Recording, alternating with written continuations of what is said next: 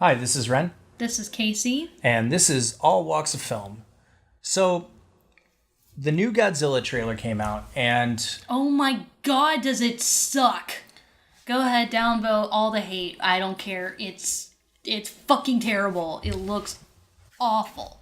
so I will say that a lot of people are losing their minds about it, and a lot of people are thinking very positive things about the movie. Based on the trailer, I can see some of the cracks, and this is our take on it. Granted, we are definitely in the minority opinion, and we still have to see the movie to see if the trailer actually, lives up or fails to live up to what it offers. But you can see from the trailer, and I think, in fairness to a lot of people watching it, that a lot of stuff people think is cool are all things that we also thought were cool in the trailer for the original, not the original, obviously, but the last American Godzilla movie. Yeah, Godzilla. That ended up being false advertisement. The last movie was really hard selling the concept of Bryan Cranston being the star, and everyone had this fantasy idea that it was going to be about, Heisenberg versus Godzilla, and that was going to be awesome, and that would have been awesome, but that's 110% not at all what the movie was. And they overhyped the shit out of that concept, and everyone came away upset and disappointed. And that's exactly what this looks like. This looks like, oh hey, we're gonna hype up 11 from Stranger Things versus Godzilla. Isn't that gonna be neat? And it's like, yeah, that's gonna be neat when you don't fucking do it.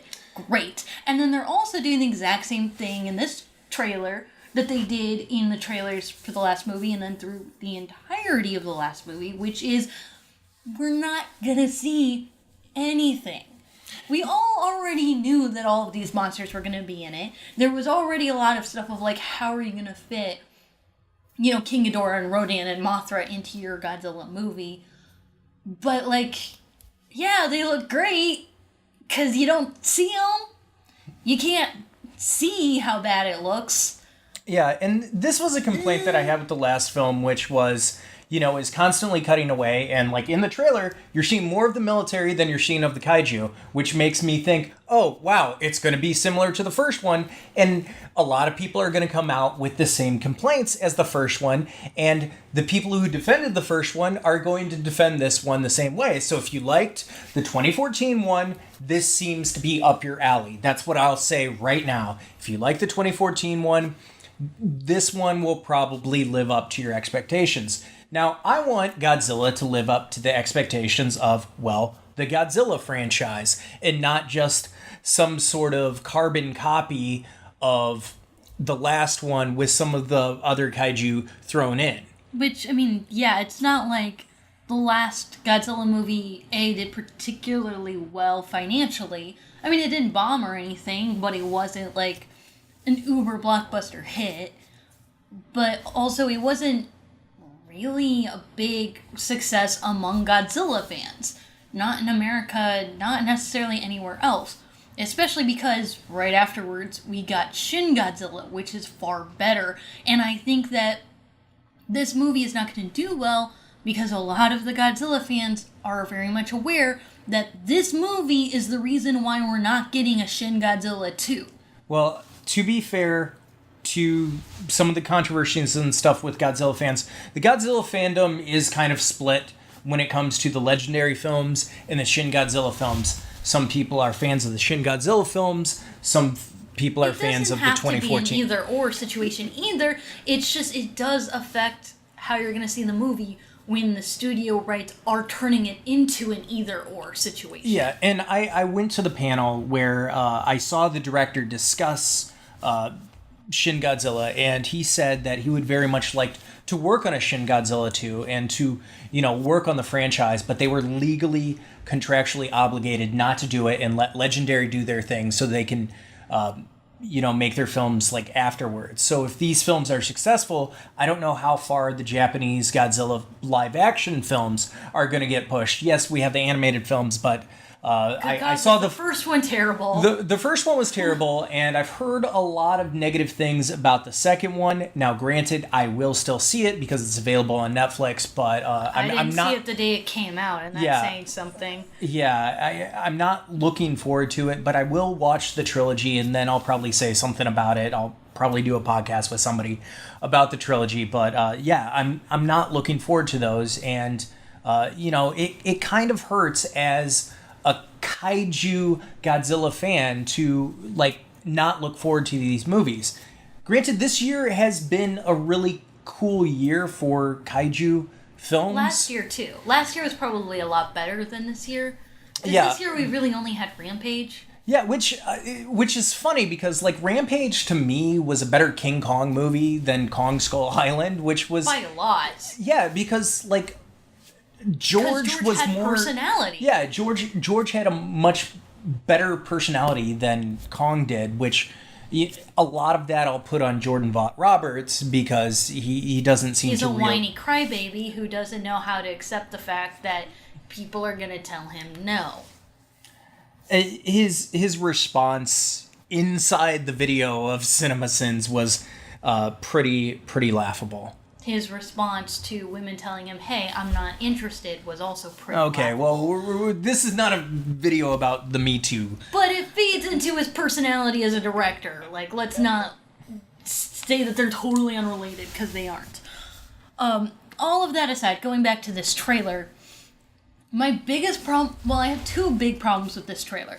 The first one is I personally found it really fucking boring. I've watched it many times, and it's not because I'm excited about it, or even that I'm looking for flaws.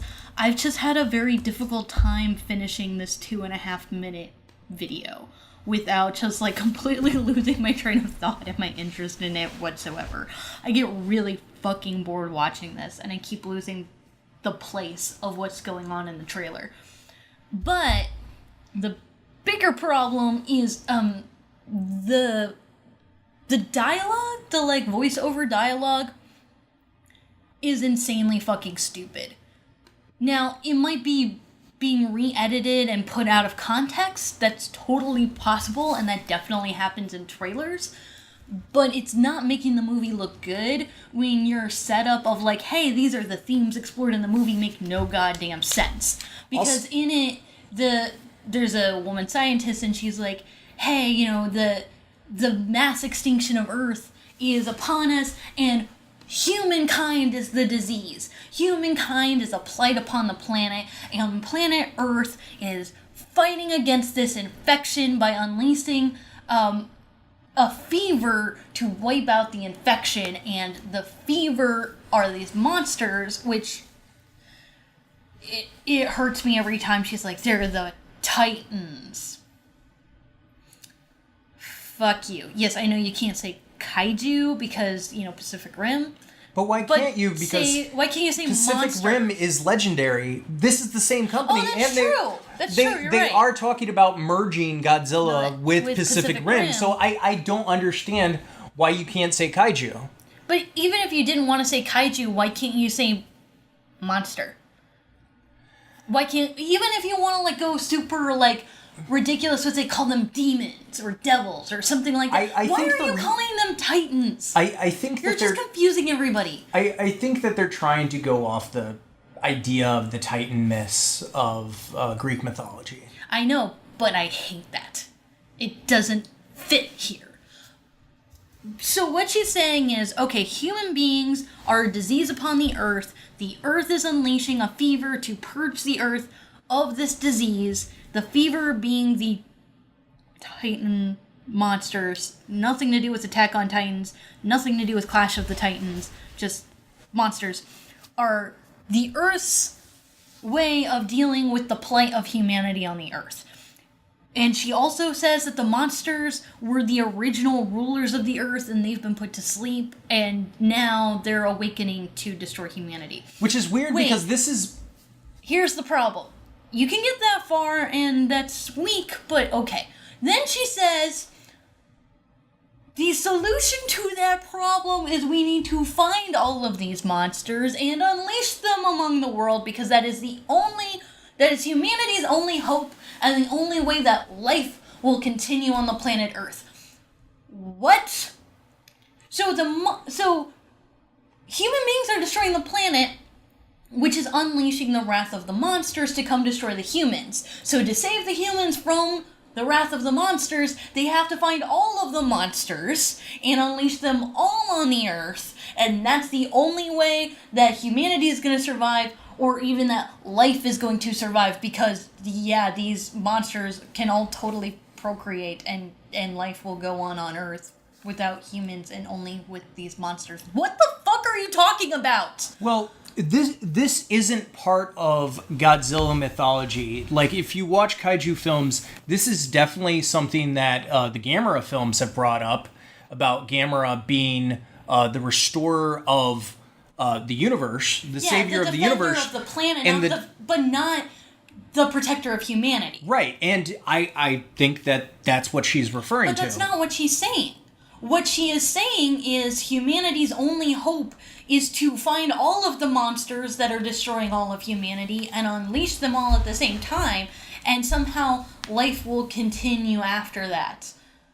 Which doesn't make any sense, because even if she is saying that the answer is that all of humans have to die, which is very questionable, I don't think that's what she's saying. But if that is, how is life on Earth going to survive with these 4 giant monsters running around? Well, I think and this is getting into the plot speculation, but I think what she's saying is, we've polluted the Earth and all this kind of stuff, and a lot of that stuff was insinuated with the Muto, with the nuclear radiation and all that kind of stuff. It was the kind of nuclear egg sac that just teabags you right in the face. That part, which was the best part of the movie, for the record. Yeah, and it's sort of a dumbing down of the 1954 Godzilla, which, talks about nuclear testing and all that kind of stuff, and how if we don't stop the nuclear testing, then we're going to awaken these monsters. What her ideology is, I don't think is reinforced by the ideologies of the main cast of the movies. As you can see in the trailer, Millie Bobby Brown does refer to her as a monster. I'm sure there's going to be some reveal that she's like, this mad scientist that, is trying to bring about the destruction of humanity so that a small subsect of humans do survive, but most of humanity is killed off, and that's how the world will be better. That's my take from the trailer. That might be your take from the trailer, but at the end of the day, that is a very flawed, problematic ideology to shove in your trailer to make your movie look good, or competent, or coherent. Even if that turns out to not be the case at all, and a lot of this is not what the movie is, that's not a good way to sell your movie. I think what doesn't sell me on the movie is the fact that, similar to the problems with the first movie, there's so much shrouding of the monsters in like clouds and all this kind of stuff. And, my complaint with the teaser for this movie is like, why are you just showing us cave paintings? Like, really? That's a teaser? I'm not against that concept in theory. I just don't think they did a good job of it. I don't think they utilized that concept particularly well. Yeah, but like in this trailer, like you can't really see any of the monsters, and I get that like this is a teaser and all this kind of stuff, but like if it's similar to the first movie, it's 2.5 minutes long. Fair enough. But yeah, we got some teaser where it was like Millie Bobby Brown like talking on a radio and calling for Monarch. Yuck. Whatever. Yeah, and you could totally see the camera in the shot. Anyways, yeah, it seems like they're obfuscating these creatures like they did in the last film, and like everybody's complaint was, when are we actually going to see them? And it seems like they're taking the same shortcuts, probably rushing production, and also hiring a very undeveloped director. I do like Trick or Treat, but he does not have a lot of work to his name, and most of it is not good. Trick or Treat is definitely like his most flagship project, and I do like it quite a bit, but Trick or Treat doesn't necessarily give me a lot of hope for an American Godzilla movie, but definitely, you know, being responsible for the stories of X-Men 2 and X-Men Apocalypse does not fill me with any sort of confidence whatsoever. Michael Dougherty was not a strong choice for this at all. This was a really, really bad idea. But the other thing, too, is, like, it's way too disaster porny. Way too much. When you're making, like, 2012 look a little bit more reasonable, you need to take a step. Like, do you think 5 tornadoes is enough tornadoes? Do you think that's enough tornadoes to have in one frame? Yeah, and, like, you could have more monsters, because, like, that's what people wanted to see, and, like, I know you're not going to see the monsters in the trailer. I know that. But when your problem was very specifically that you didn't show the monster enough, showing that you have more footage where you can't see the monsters is not inspiring. Yeah, because, like, all the shots are, like, you know, from the back shots, shrouded in clouds, and, like, it looks cool, but, like, at the same time, like, I really don't want the same issue to come up with, you know, for the love of God, show us the fucking monster. You know, which is what I had with Godzilla. Like, I remember I was really excited, and then when Godzilla popped up, I was like, oh yeah, and then he, like, disappeared again, and then, you know, like, you could barely see him, then it was, like, CC footage, and, you know, it's like, that's CC footage where you couldn't even see the CC footage. Yeah, and it's like, that's not what people want to see. Like, granted, that film has its defenders, but, like... But then we got Kong Skull Island, where we realized the reason why we couldn't see anybody is because their animation is for shit. And it doesn't look good. Especially not in broad daylight, and especially not when you do show the monster a lot. And then they also proved between those two movies that they're not interested in developing the monsters as characters, or humans' relationships with the monsters, which has always been the most interesting part of the Japanese kaiju movies. And between those two movies and this trailer, I have no hopes moving forward with this. And even the poster, the piece of shit poster, not the drawing. There's a really beautiful painting, and it's King Ghidorah and Godzilla, and the painting and the imagery is great. The artist did a really good job. My problem is the logo is god-awful and hella lazy, and the tagline is, "Long live the king." Now, that is so fucking goddamn lazy and overdone. Why did you even bother putting it on the poster? Well, are you serious? Well, the movie is called Godzilla King of the Monsters, and for those of you not familiar with the American release of the Japanese film, when Godzilla was released in the United States, it was called Godzilla King of the Monsters, and it starred Raymond Burr, and you know, they dubbed a lot of the film and Americanized a lot of it and made it really fucking gross. It's not a good image to evoke. It's not a good look. I don't know why you're intentionally trying to bring up that imagery again, except for the fact that, like, yes, Godzilla King of the Monsters is aesthetically a great title, but in reality brings up a lot of negative feelings for fans. And I get that there are a lot of people who are watching these films that are kaiju fans that just want to see the monsters fight.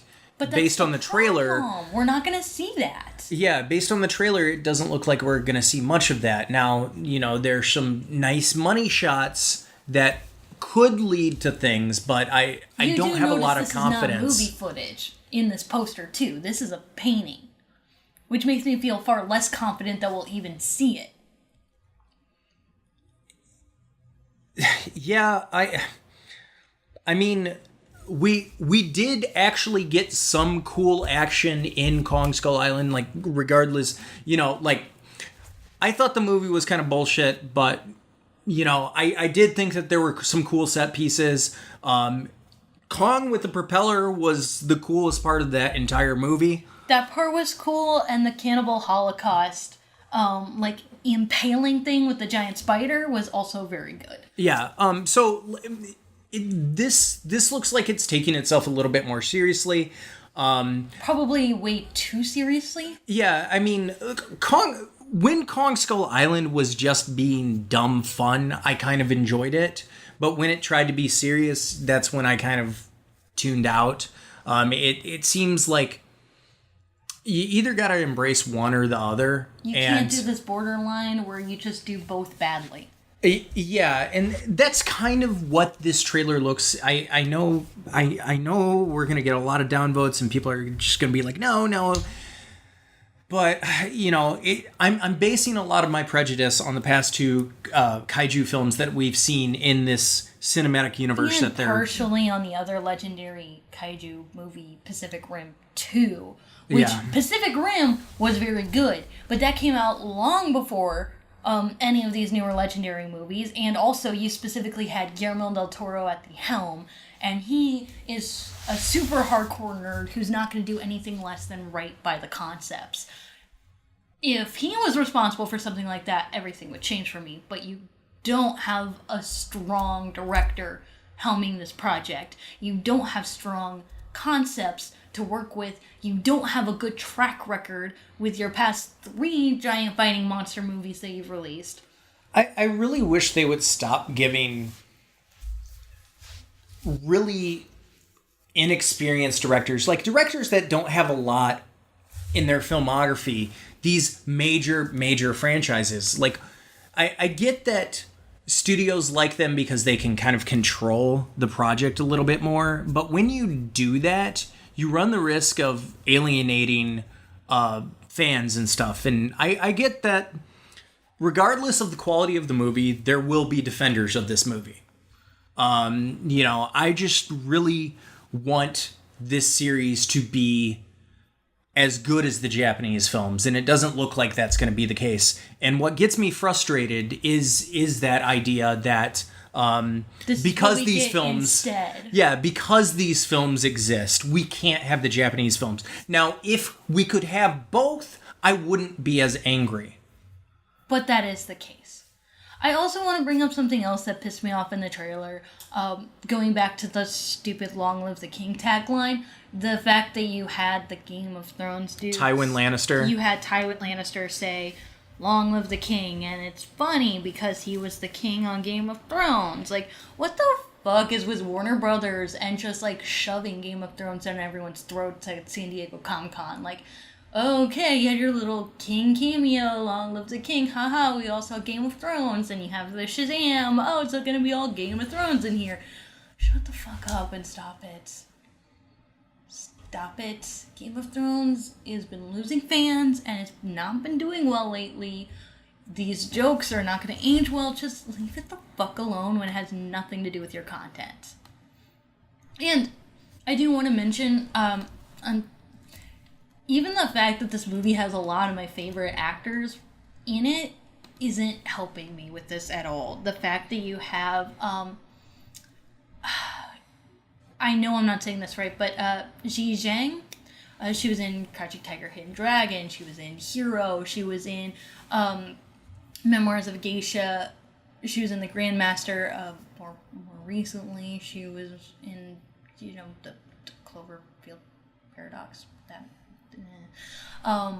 You have O'Shea Jackson Jr., who was a freaking revelation in Ingrid Goes West, and I was all about him. I was like, I can't wait for this guy to just be everywhere. This is not what I meant by that. And he played Ice Cube in Straight Outta Compton as well. Yeah, but I didn't see that. That's not where I know him from. I know him from Ingrid Goes West, where he was awesome and wasn't being hidden under his dad's shadow, more importantly.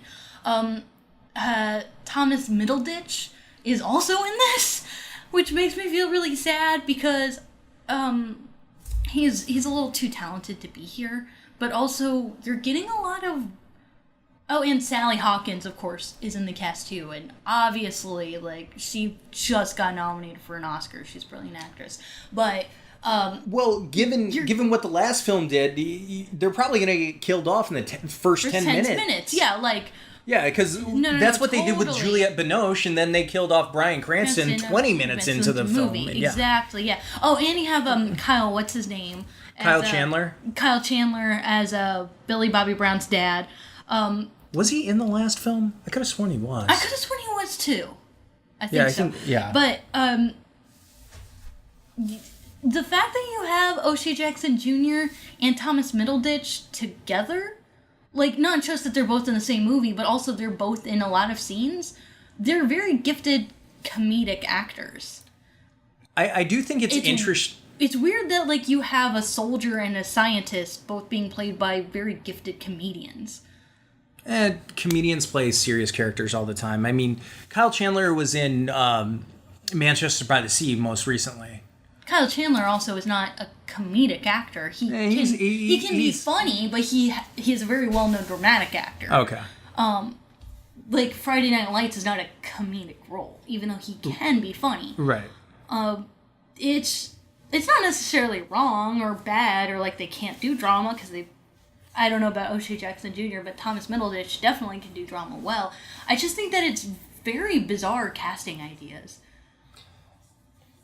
Well, I will say, I think it's funny that our protagonists and characters that were featured in the last film are not present in this one at all. So Aaron Taylor Johnson is not in this. Elizabeth Olsen is not in it. It's because they're being better paid on much more prominent franchises at the moment. Yeah, well, Elizabeth Olsen is. Aaron Taylor Johnson kind of dropped off. Well, would you want to be in a sequel to that last piece of shit? I mean, he was a bomb disposal. He was an EOD that did no EOD work in the entire movie. Like, what the hell? He also had Godzilla as his guardian angel. Which, getting into that, there in the Heisei series, there's a character named Miki who has like a psychic connection with Mothra, and based on this trailer, she has a psychic connection to a lot of kaiju. Like, right. She was first introduced in Godzilla vs. Biollante, and she had the psychic connection with that baby Godzilla, right? Yeah, actual good baby Godzilla. It's a bad name. His name is Baby, but it's way better than Minya. That just made me vomit in my mouth a little bit. Baby was much better, and she was more connected with Baby. But then, as movies progressed, she kind of had a lot of connections with a lot of them, including eventually Mothra. Yeah, and based on the shrouded scene, it looked like she was touching Mothra's head. I can't be for certain on that. God, that's not Mothra's head. I'm gonna be so upset. Well, it did have the blue glowing eyes, so that's why. Tiny, itty bitty, and also it looked like it does seem like they're trying to make Mothra an aquatic animal somehow. Well, I mean, hiding behind the water fountain, and they made it look like specifically kind of like it looked like Mothra's face kind of looked like a tardigrade, which I like tardigrades, but like that's not necessarily appropriate. Like, well, to be fair, we have our opinions on these, but Mothra did go aquatic in Mothra 3. Oh God, no, no. That was a really good design. We're not talking about that. It was a good design. We're not talking about that. No. It was a good design. No.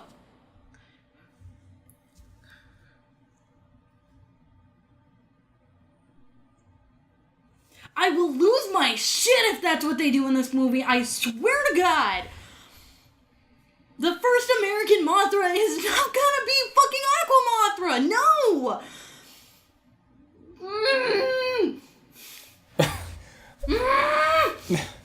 Calm down. I will literally have an aneurysm in the movie theater. No. Yes, it's a pretty design, but it's just not fucking Mothra, man. Just. Well, and it's possible that she is touching the head of like one of the caterpillars, just like a better design. One of the larvae. Larvae. Yeah, and the larvae, at least, I do totally understand changing because, like, they do look like walking pieces of shit, and that's a bad idea. Yeah, that makes a little bit more sense, actually, and, like, doing more of a tardigrade look makes more sense for the larvae than for Mothra. So, yeah, I guess that's possible. That would make me feel a lot better. Yeah. So... And it's a little bit more historically accurate because usually you get introduced to the larvae before you get introduced to Mothra. Because the larvae die and become Mothra, and that's the big thing. So, if we actually get to see that, that might be pretty cool. Yeah, I know that a lot of people will say, like, you know, if you have Mothra, you have to have the Shobijin. I would agree. I do not agree. Do not touch the Shobijin. Don't do it. I'll be really curious to see what they do. I don't think they're going to actually have the Shobijin in this. Because, like, I think the closest we'll get is we'll hear the Shobijin Mothra theme through somebody's cell phone. Like, that might be what happens in the movie. Like, you'll hear the dun dun dun dun dun dun. Yeah, so that's my prediction of what will happen, and that will appease some fans and upset others. But, like, yeah, I know we're really in the minority with this one, and, you know, I don't like being a buzzkill when it comes to this. I'm really passionate about my Godzilla films, so, you know, I want this to be a good movie. More than anything, but you know, given the fact that we're not going to get Shin Godzilla 2, it looks like, and that it's being held up, that's where my bias is coming from. So, you know, I am going to hold these films to a very high standard, and you know, unless they can share the platform, I'm going to root more for the Japanese Godzilla film because, you know, the OG Godzilla is Japanese. Like, you know, America hasn't done Godzilla enough justice in my eyes. Granted, the 2014 was significantly better than the 1998. The animated show was actually... No, wait. Pretty good. The 2014 one, though... Just because it's better than the 1998 one, A, doesn't make it a good movie, and B, doesn't mean it's not still an utterly embarrassing betrayal of the original. Especially when you use Godzilla as your mascot for rah, rah, rah, American militarism. Like, American military might and power. We're all about atomic energy. And, like, Godzilla is gonna be, like, our big glowing mascot for it, when it's like, yeah, that's not how that works. Fuck you. Yeah, I can see that it does look like the movie is going to have two Rodan, which is similar to the original Rodan film, and you did see, like, Rodan by the volcano, though I thought he was awfully close to the volcano when he was destroyed by a volcano in the original film, which kind of seems weird. But, you know, I guess volcanoes don't affect him the same way in this franchise. And I've heard some rumors that Rodan is actually stronger than Godzilla, which I think is bullshit, too. Well, I don't know that that's bullshit. If Mothra can pick Godzilla up and drop kick him, Rodan could be stronger than Godzilla. Yeah, and I've heard rumors that Anguirus and some other characters are going to be in this.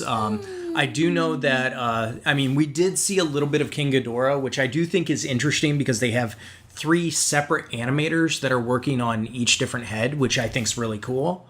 So that it will, you know, create that, you know, 3 separate head idea that, you know, some of the films have gotten into, you know, especially like the original ones where, like, you know, they had different puppeteers, like, you know, messing around with the heads and stuff. And that great moment in Pee-wee's Big Adventure. Yes. Oh my god, yes. Oh, I love that scene so much. I had no idea that scene was in the movie until I was watching the movie and it happened, and I was so full of happiness and delight. It was wonderful. I don't feel like I'm holding it to a very high standard. I feel like my standards for what I think is an acceptable American Godzilla film are pretty average, and I feel like these movies just are not meeting basic criteria of what a decent Godzilla movie should be like. Yeah. And we've seen in the Japanese films that there are many different ways to go about being a decent Godzilla film. And there are definitely plenty of bad Japanese Godzilla films. I'm not saying every single entry in the Japanese franchise is perfect. I mean, Mystery Science Theater 3000 covered like 5 of them. But they also did many good ones before they started doing bad ones. And right. pretty much when it went bad, they rebooted and recovered. We still have not had a good American Godzilla film, or even a decent or basically competent one, as far as I'm concerned. And really, more importantly, I just am seeing way too many red flags with the production and with this trailer. It seems to be following too many of the same mistakes that the first one made. It's following way too many of the same problems that we had with the advertisement for the first film. We're still not seeing like how good it's actually going to look. In fact, I think that it looks, effects-wise and visually, still pretty bad. Not that like some of the concepts aren't like pretty ideas. Like Mothra under the waterfall is kind of pretty, but when you see like the desolation and like the tornadoes and thunder and lightning over, you know, the capital, it doesn't look very good. It looks very DCEU. Maybe not as bad, but it looks pretty close, and we know that we're looking at like the best footage in the movie, like the best effects in this trailer. Also, you're not seeing very good acting in any of the trailers. Millie Bobby Brown is not a bad actress by any means, and we're only seeing terrible performances from her. And also, Vera Farmiga is not a bad actress either. And like everything about her line delivery is god awful. Like all of the acting looks terrible, and this should be like the highlight of what you see. Like that teaser trailer with Millie Bobby Brown was really bad, and I'm not gonna blame her, partly because she's a kid, but also because we've seen her do better than that. I'm definitely gonna blame the direction, and that just was not a good idea to release that as like a teaser trailer.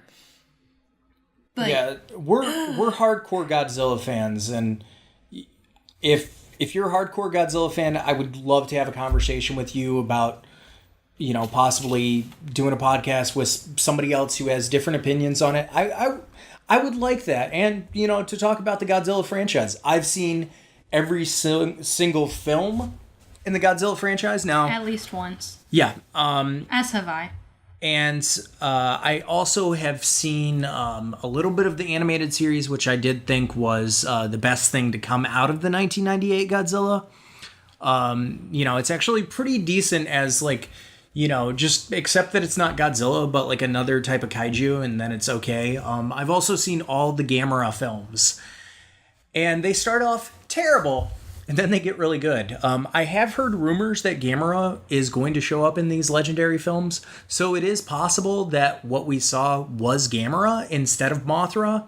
That's one, just based on that head, that could be one possibility. I highly doubt it. I think it looked more like Iris.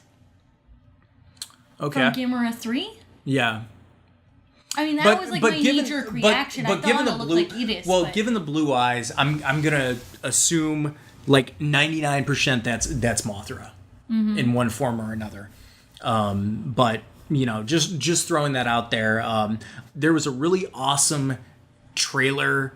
It wasn't even a trailer. It was just like a short film featuring Gamera that came out a couple years ago, and I loved it, and I really wanted to see another Gamera movie, but it looks like we're not going to get that. And it's like, come on, give us something, you know, Japan, you know, because like your Attack on Titan movies were not great, the live action ones, and now you have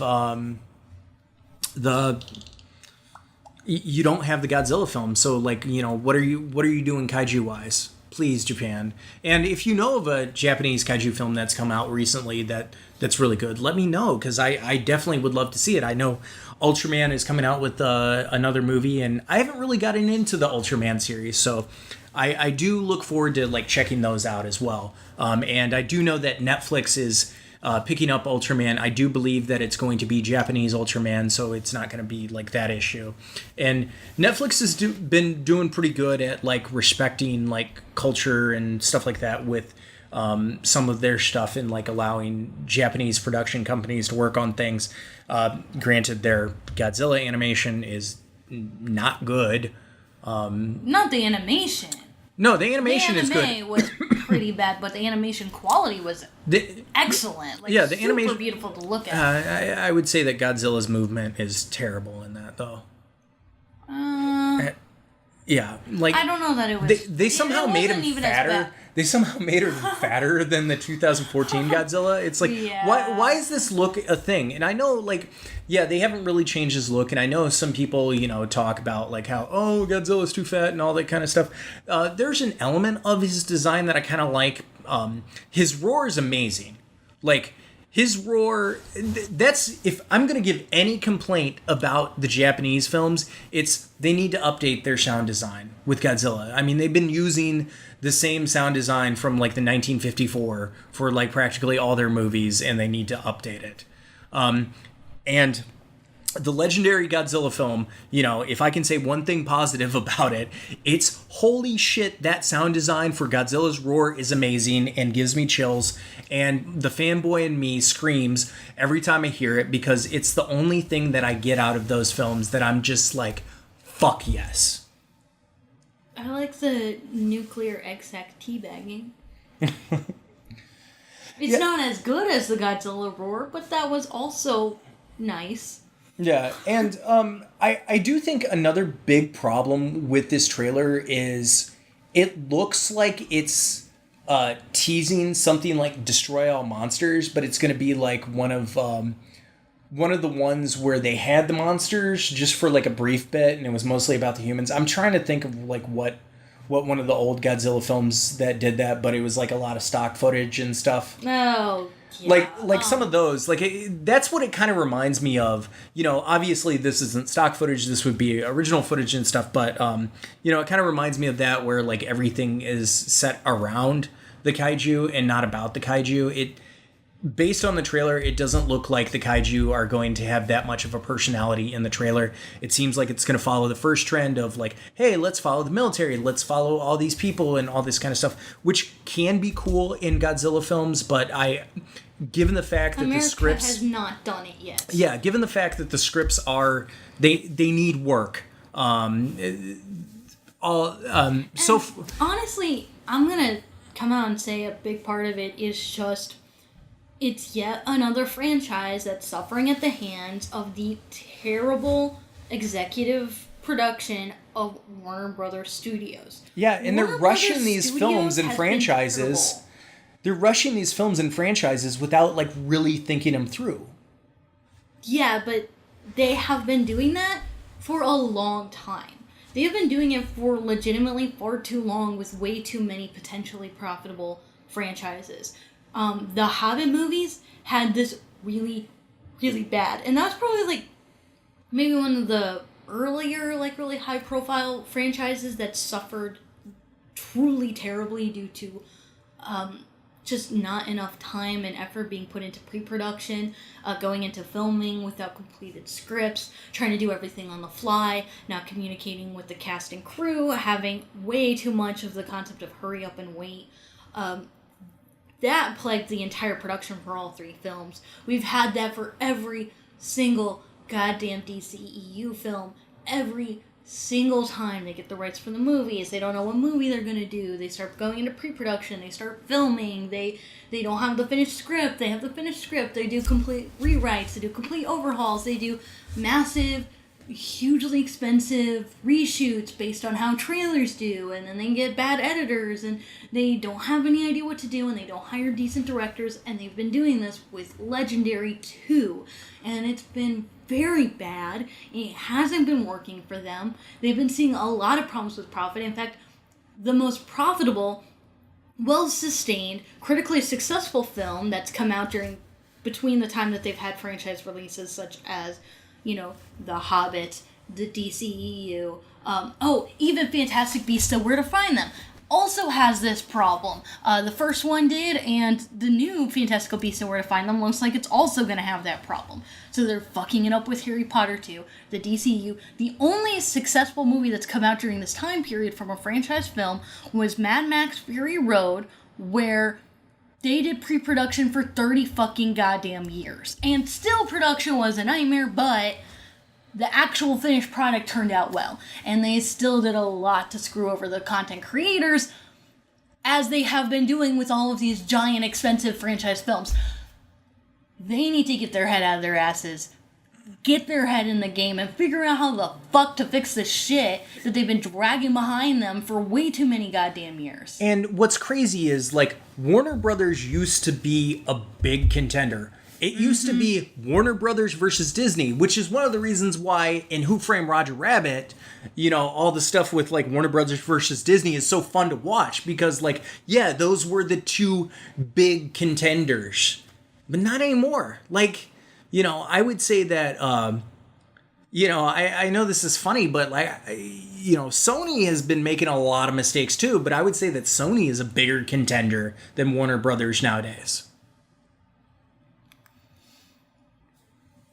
I want to say, like, no, that's complete bullshit, except for the fact that, like, the Spider-Verse movie looks really good. Now, what's made me really sad is my favorite studio, just because they seem to respect the creators more than anybody, is Fox Studios. And now that Disney has them, it's breaking my heart because I feel that the creativity that was with Fox Studios, like with Logan, the Planet of the Apes, Logan, Deadpool, all that kind of stuff, I'm afraid that that's going to go to the wayside, and it's going to be much more pumped out studio stuff. Now, granted, some of it can be good, but I feel that that personal vision and taking risks is going to be less so with the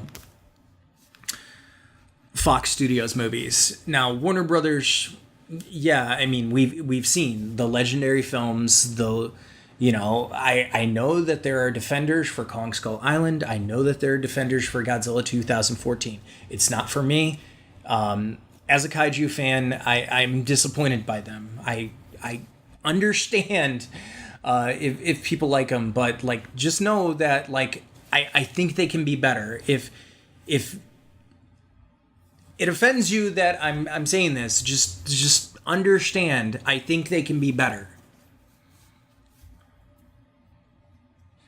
So, what did you think of Godzilla King of the Monsters? Let us know in the comments below, and let us know what you think of our take on it. I know we're in the unpopular opinion that it doesn't look that great, but if anybody else feels that way, let us know.